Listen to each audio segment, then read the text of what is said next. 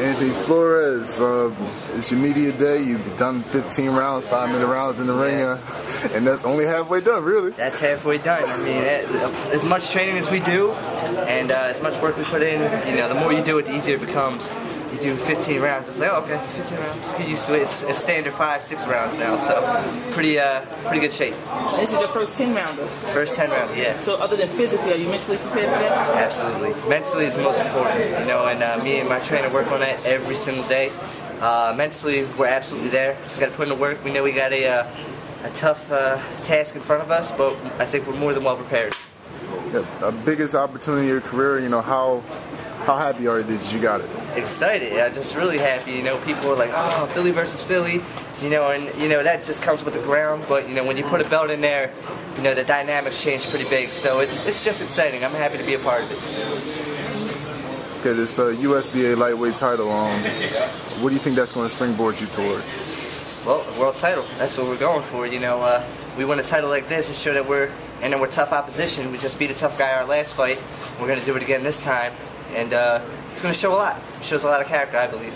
What is your game plan to beat a man that basically nobody thinks you can beat? You're going into the fight as an underdog. He's 15-0. The way that I look at it, that's just everyone's opinion. Okay. Opinion is an opinion. I respect it, but I don't got to believe it. But you know, we're gonna box smart. Real smart boxing. We're a little bit longer. Keep him out of reach bay. Make him reach, and you know, just do our best. Now, this is a bit of a career resurgence for you.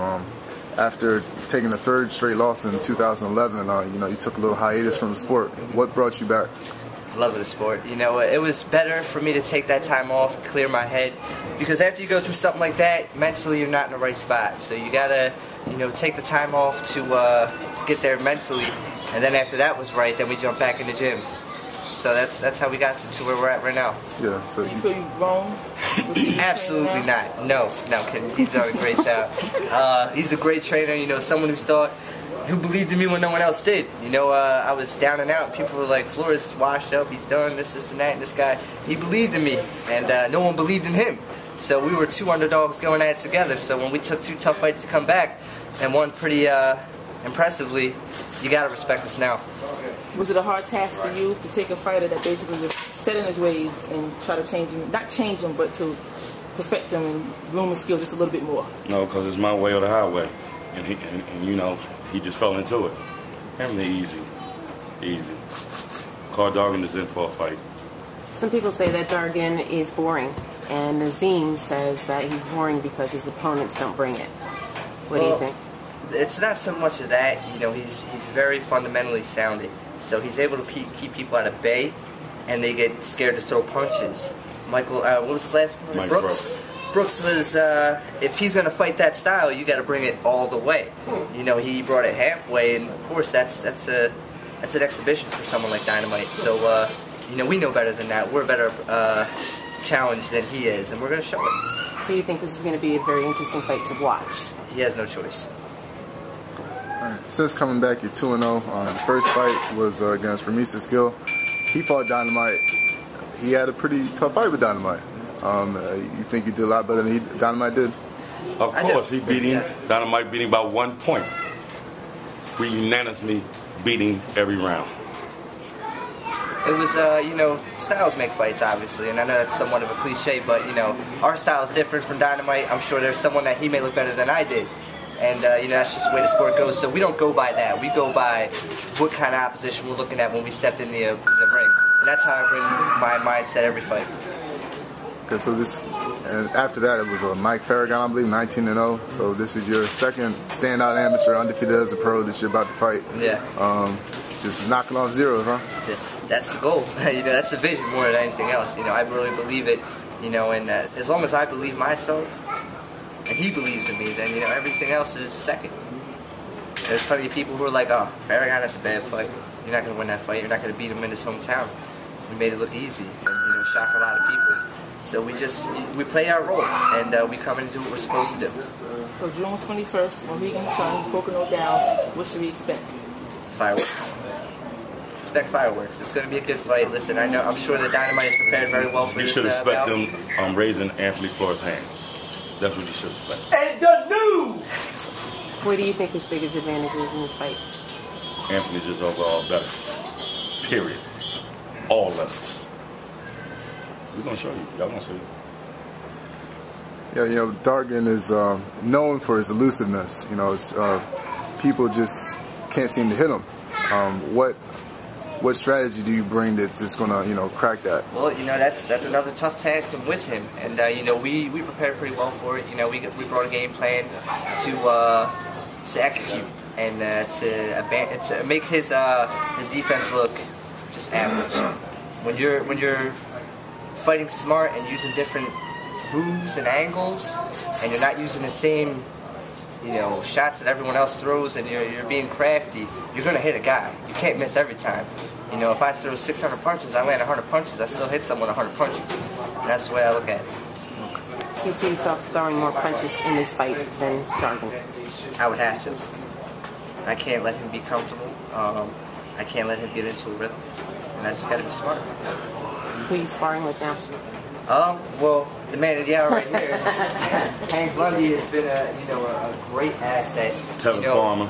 Tevin Farmer as well, another great asset. These guys didn't even think twice. Ray Robinson. They were like, hey, let's go. Anything we could do to help out. And I really appreciate that, because, you know, a lot of people are, you know, leaning one way than another, and that could affect work that could have truly helped me. But, you know, the work that we got, I wouldn't have changed it for anyone in the world, because it was perfect for what I needed. So you don't put a lot of credence in Philly versus Philly? You know what? It's bigger than that. This isn't a Philly versus Philly thing. This is, I'm fighting for the USBA title, he's defending the USBA title, and that's the way that I look at it. You get past Dargan Saturday, the 21st. What's next for you? I'm going to say big things. You know, whatever Greg Cohen has for me, which I'm sure he's got some big plans, we're ready for it. He's took us this far, and with one fight, he's got us a USBA title shot. That's pretty impressive. You know, being a guy that's 11-4, and people, you know, don't see it as a good record, but, you know, we see people like Tevin Farmer out there, 16-4, and now this man's, you know, a world caliber fighter. So that's what we're going to do as well. You think about fighting on NBC? It's exciting, you know. People are always like, I want to see you fight, I want to see you fight. No excuses now. You got to turn on TV and watch it. So. Okay, I got a question for Fats. Do you think Dynamite knows what he's getting into in this fight? Not at all. He don't have a clue. He don't have a clue. You know what I mean? But look at me when I tell you this. We're going to break him. We're going to break Card Dogging.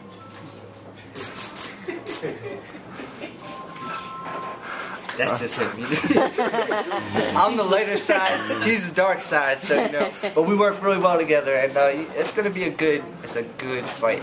It's a fight I'm excited believes in you. And he does, and, you know, that's what you need in your corner. You got other people like, you can do it, and behind your back they're looking for a payday. This man's not looking for a payday. He's been in the gym with me 3 o'clock in the morning every night, you know, working our butts off with no excuses and just putting in the grit, you know.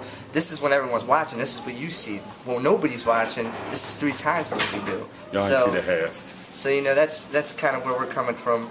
But we're excited, you know, and no way are we going to underestimate Carl Dargan, but we're not respecting him either, so. But you think he's underestimating you? I hope so. That's you know what, I encourage people to underestimate. It works in better my advantage, but, you know, I'm sure he's well prepared, but I don't think he has an idea what he's getting involved with. You're fighting this fight at 135. You're a week off. How's your weight? 5 pounds. 140. Yeah, so we actually managed weight really well. You know, it wasn't as much of a challenge as we thought it would have been. You know, we just started early. You see, I'm training in a t-shirt and Under Armour shorts, so, you know, weight isn't a huge issue, and we still feel strong and we feel good. And, you know, that's one issue we had when I was fighting at 130 pounds. It was just a little too much, and the diet wasn't right. Fortunately, my girlfriend over here is my nutritionist, so you know, she's brought me a long way. You're doing longer rounds when you're prepping here. Yeah. There's a reason for that? Mm-hmm. Well, you know, you ever see someone kind of get off at the end of the round like, whew, it would have been 15, 20 seconds, that might have been it. In this case, you know, you got 2 more minutes of that, and, you know, the people in this gym, these kids, if you see behind us, are some of the most talented kids in Philadelphia, and, you know, to see them kind of look up to me and them do so well with this gym, it really builds character. So when you're doing 5-minute rounds, when most people are doing 3.5 maybe, you know, character I think it builds. You got more left in your tank. Then when you do the 5-minute rounds, is it hard to compress the action that you would bring into a normal traditional 3-minute round? Not at all, because we're bringing that same action 5 minutes. We're just doing it in 3 minutes now. So, you It's know, working. See the 2 first place trophies back to back. Yeah. And as we far number 1 as back to back years. And, you know, we don't travel to a lot of the gyms, so you know we work in the 3.5 minutes, and that's just like I said, it's pretty easy for us. You know, I don't want to sound cocky, but it's not as hard as this. So. You good? Yeah. We're good. We're good? Get back to work. All right. All right. Thank you. I just want to thank everybody out here for coming. You know, nobody had to come in here and show support, and we got a lot of great people. No little guys. Everyone who's come today, it really means a lot to me and my trainer. So I just want to thank everyone out here. It's the news.